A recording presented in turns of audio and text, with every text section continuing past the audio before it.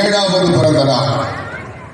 புரட்சித் தலைவர் எம்ஜிஆர் அவர்கள் மறைந்து 36 ஆண்டுகள் முடிந்திருக்கிறது.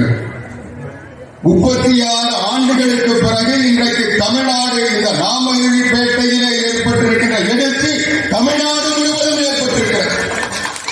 எங்கு நோக்கிலும் புரட்சித் தலைவர் எம்ஜிஆருடைய திருவுருவப்படம் அலங்கரிக்கப்பட்டு ஒவ்வொருவர் இல்லங்களிலும் உள்ளங்களிலும் புரட்சித் தலைவர் எம்ஜிஆர் இன்றைக்கும் தெய்வமாக வாழ்ந்து கொண்டிருக்கிறார். அவர் உருவாக்கிய புரட்சித் தலைவர் எம்ஜிஆரின் வடிவமாக விளங்குகின்ற அனைத்து இந்திய அண்ணா திராவிட முன்னேற்ற கழகம் அதனுடைய ஒப்பாரும் பின்னாரும் இல்லாத ஒரே தலைவர் கழகத்தினுடைய பொதுச் செயலாளர் புரட்சித் தமிழர் அண்ணன் எடப்பாடியார் அவர்கள் ஆணைப்படி இன்றைக்கு கழகம் எழுச்சி பெற்றிருக்கிறது. இந்த எழுச்சி கோட்டையிலே கொழுவிருக்கின்ற ஸ்டாலின் குடும்பத்தை விரட்டி அடிக்கின்ற நாளை இன்றைக்கு சமூகமாக இருக்கின்ற நாள்தான் இந்த பிறந்த அனைத்து இந்திய அண்ணா திராவிட முன்னேற்ற கழகம் என்பது ஏதோ சொகுசு மாளிகையில் ஏசி அறையில் போட்டோ ஷூட் நடத்துகின்ற தலைவனால் உருவாக்கப்பட்டதல்ல.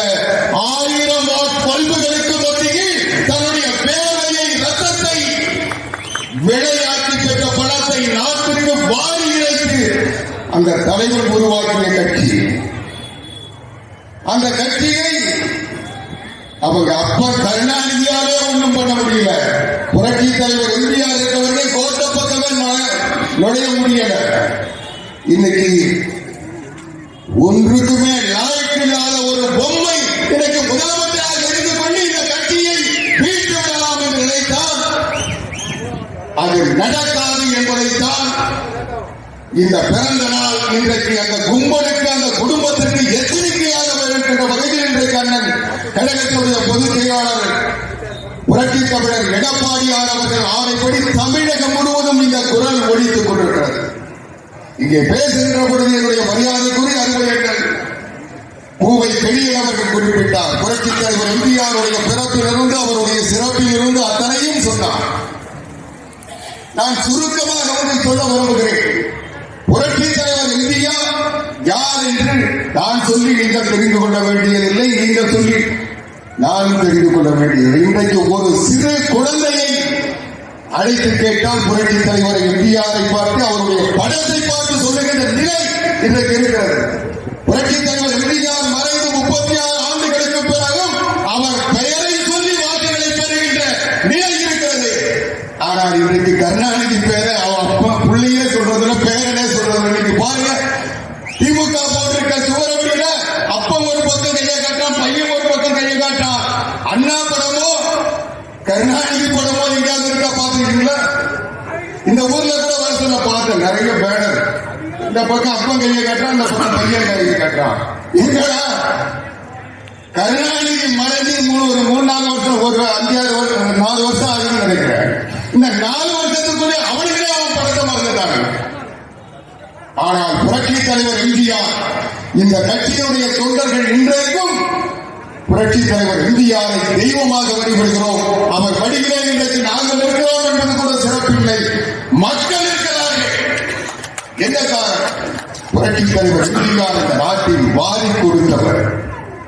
புரட்சி தலைவர் எம்ஜிஆர் இந்த நாட்டில் எல்லோரையும் வாழ வைத்தவர். தான் உழைத்து சேர்த்த பணத்தை, உழைப்பாக கிடைத்த பணத்தை தன்னுடைய குடும்பத்திற்கு கருணாநிதியை போல் கொண்டு சேர்க்கவில்லை. இந்த நாட்டில் இருக்கின்ற ஏழை எளியவர்கள் பஞ்சை பராளிகளுக்கு வாரி வாரி கொடுத்து அவர்கள் வாழ்க்கையை உயர்த்தினார். அதனால் அவர் வாழ்கிறார். நான் இன்னும் சொல்ல விரும்புகிறேன், புரட்சி தலைவர் எம்ஜிஆர் இல்லை என்றால் இன்றைக்கு மு.க. ஸ்டாலின் இல்லை, உதயநிதி இல்லை, ஏன் அவன் அப்பன் கருணாநிதியே இல்லை. உங்களுக்கு நினைவிருக்கும் மரியாதைக்குரிய அருமை என்னும் கழகத்தினுடைய அமைப்பு செயலாளர், மாவட்ட கழக செயலாளர், சட்டமன்ற உறுப்பினர் அண்ணன் தங்கமணி அவர்கள் இருக்கிறார்கள். நீண்ட நேரம் நான் பேசக்கூடாதுதான், இருந்தாலும் ஒரே ஒரு செய்திகளை நான் சொல்லியாக வேண்டும் என்பதால் அவர் மன்னிப்பார் என்ற நம்பிக்கையை சொல்லிக்கொள்ளும். இன்றைக்கு கருணாநிதி குடும்பம் கருணாநிதியை உயிரோடு இருப்பதற்கு காரணம் புரட்சி தலைவர் எம்ஜிஆர். எல்லோரும் நினைத்துக் கொண்டிருக்கிறோம். புரட்சித் தலைவர் எம்ஜிஆரை முதலமைச்சர் ஆக்கியது, கருணாநிதியை முதலமைச்சராக்கியது புரட்சித் தலைவர் எம்ஜிஆர் என்று மட்டும்தான் நாம் பேசிக் கொண்டிருக்கிறோம். ஆனால் கருணாநிதி உயிரோடு இருப்பதற்கு காரணமே புரட்சித் தலைவர் எம்ஜிஆர். எப்படி என்று கேட்கிறீர்களா? நினைத்து பாருங்கள். கருணாநிதி போக்குவரத்து பொதுப்பணித்துறை அமைச்சர். ஆனால் அவருடைய மேகலா பிக்சர்ஸ் கடனில் மூழ்குகிறது. அந்த மேகலா பிக்சர்ஸ் உரிமையாளர்கள் கருணாநிதியுடைய மனைவியும் முரசொலி மாறன். அந்த வீட்டை தட்டுப்பாடு செய்ய வேண்டும் என்று கடன் கொடுத்தவர்கள் நடவடிக்கை எடுக்கிறார்கள். இந்த மார்வாடிகள் முயற்சி செய்கிறார்கள். அதற்கு தேவையான நடவடிக்கை எடுக்கப்பட்டு அந்த வீடு கடனை திருப்பி தர முடியாது என்பதால் ஜப்தி என்ற நிலை வருகிறது.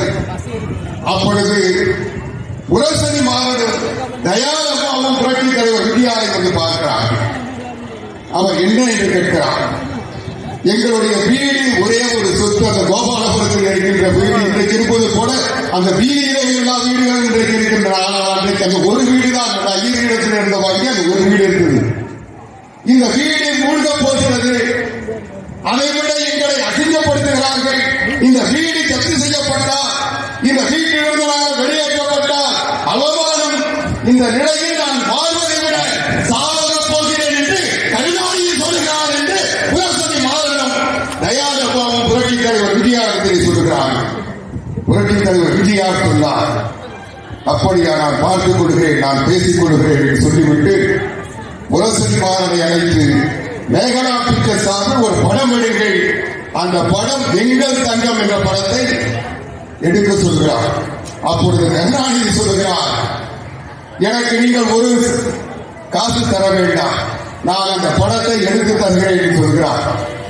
அப்பொழுது கருணாநிதி சொல்கிறார், முரசொலி மாறன் கருணாநிதியும் புரட்சி தலைவர் எம்ஜிஆர் கையை பிடித்துக் கொண்டு சொல்கிறார்கள், நீங்கள் நடித்து விடுவீர்கள், ஆனால் நடிகைக்கு பணம் தர வேண்டுமே, அதற்கு கூட எங்களிடம் வக்கீலையே வகையிலேயே என்ன செய்வது என்று கேட்கப்படுது. புரட்சி தலைவர் எம்ஜிஆர் சொன்னார், அந்த கவலையும் உங்களுக்கு வேண்டாம், நான் அம்முவிடம் சொல்கிறேன், அவரை எதிர் கதாநாயகர்கள் நடிக்க வைக்கிறேன் என்று ஒரு பைசா வாங்காமல் புரட்சி தலைவர் எம்ஜிஆர் புரட்சி தலைவி அம்மா இருவரும் சேர்ந்து நடித்து தந்தார்கள். அந்த படம் தான் எங்கள் தங்கம். அந்த எங்கள் தங்கம் படம் வெற்றி பெற்றது. அதை உடனடியாக விநியோகஸ்தர்களை அழைத்து அந்த படத்தை விற்பனை செய்து அதில் கிடைத்த படத்தில் இருந்த கடனை மீட்டு மீதி பணத்தை கொண்டு வந்து எங்கள் தங்கம் வெற்றி விழாவிலே பேசுகிறார். அந்த படத்தை புரட்சி தலைவர் எம்ஜிஆர் கொடுத்த போது அவர் வேண்டாம், நீங்களே வைத்துக் கொள்ளுங்கள் என்று சொன்ன போது சொன்னார், கருணாநிதி சொன்னார், புரட்சி தலைவர் எம்ஜிஆர் பரங்கிமலை தொகுதி ராமாபுரத்தில் குடியிருக்கிறார். இந்த மாவட்டம் செங்கற்பட்டு மாவட்டம். இந்த செங்கற்பட்டு மாவட்டத்தை சென்னை மாவட்டம் என்று அழைக்கிறோம். எல்லோரும் நினைத்துக் கொண்டிருக்கிறான் செங்கற்பட்டு என்பதன் சுருக்கம் செங்கை என்று. ஆனால் கொடுத்து கொடுத்து சிவந்த கரத்தை உடைய எம்ஜிஆர் வாழ்வதால் இந்த மாவட்டத்துக்கு செங்கை என்று பெயர் பெற்றது சொன்னவர் கருணாநிதி. அந்த படத்திலே ஒரு பாடல் வரும், நான் அழகோடு ரசிப்பவன் என்று வாலி ஒரு பாட்டை எழுதியிருப்பார். அந்த பாடலை பற்றி சொல்லுகின்ற பொழுது வாலி சொன்னார், நான் அழகோடு ரசிப்பவன் என்று சொல்லிவிட்டு அடுத்த வரி தெரியாமல் நான் அமர்ந்து கொண்டிருந்தேன். அப்பொழுது கருணாநிதி வந்தார். என்ன வாலி அமைதியாக இருக்கிறீர்கள், படம் தயாராகிவிட்டது, பாட்டு இன்னும் தயாராகவில்லை என்று கேட்டார். நான் முதல் வரியை போட்டுவிட்டேன், அடுத்த வரியை சரியாக பிடிபடவில்லை என்று சொல்கிறார். அப்பொழுது கருணாநிதி என்ன வரி என்று கேட்கிறார், நான் அழகோடு ரசிப்பவன் என்று சொல்கிறார். அடுத்து கருணாநிதி சொன்ன வார்த்தை என்று வாலி சொன்னது அளவின்றி கொடுப்பவன். நான் அழகோடு ரசிப்பவன் என்பது வாலி எழுதினார், அளவின்றி கொடுப்பவன் என்று கருணாநிதி சொன்னார். புரட்சி தலைவர் எம்ஜிஆரை பார்த்து அதுதான் இன்றைக்கு அந்த படத்தில் எங்கள் தங்கம் படத்தில் இருக்கிற பாடல். ஆக அளவின்றி கொடுத்து தற்கொலையில் இருந்தவர் குடும்பத்தை காப்பாற்றிவிட்டார். இன்றைக்கு அதனுடைய விளைவுகளை நாம் அனுபவித்துக் கொண்டிருக்கிறோம். இன்றைக்கு ஆட்சியை அபகரித்துக் கொண்டு இந்த நாட்டில் குடும்பத்தை வைத்துக் கொண்டு அவர்கள் குடும்பத்தின் ஆதிக்கத்தில் இன்றைக்கு தமிழ்நாட்டை வைத்துக் கொண்டிருக்கிறார். இங்கு எங்கு பார்த்தாலும் இன்றைக்கு சுவரொட்டுது. கருணாநிதி படம், அவருடைய பையன் படம். என்ன ஜனநாயகம்? அவர்கள் பற்றி அவர்கள் அனைத்து இந்திய அண்ணா திராவிட முன்னேற்ற கழகத்தை பற்றி பேசுவதற்கு என்ன யோகியதை இருக்கிறது? இங்கே பேசுகின்ற பொழுது அருள் சகோதரர் பூவை செடிய சொன்னார், இந்த நாடு அனைத்து இந்திய அண்ணா திராவிட முன்னேற்ற கழகம் உருவாக்கி 52 ஆண்டுகள். இந்த 52 ஆண்டுகளில் 32 ஆண்டுகள் ஆண்டது அனைத்து இந்திய அண்ணா திராவிட முன்னேற்ற கழகம். திமுக ஆரம்பிக்கப்பட்டு 75 ஆண்டுகள் ஆகின்றன. 75 ஆண்டுகளில் 21 ஆண்டுகள் தான் திமுக ஆண்டிருக்கிறது என்பதை இப்ப சொல்றான். தமிழ்நாட்டில் ஏற்பட்ட வளர்ச்சியுள்ள திராவிட மாடல். உனக்கு என்ன சம்பந்தம்? உங்க அப்பனுக்கு என்ன சம்பந்தம்? இன்றைக்கு அண்ணன் எடப்பாடியார் அவர்கள் 4 ஆண்டுகளில் தமிழகத்தில் ஏற்படுத்திய எழுச்சி, தமிழகத்தில் ஏற்படுத்திய மாற்றம், கொண்டு வந்த திட்டம், கொண்டு வந்த செயல், அதுக்கெல்லாம் ஸ்டிக்கர் ஓட்டிவிட்டு திராவிட மாடல் இன்னைக்கு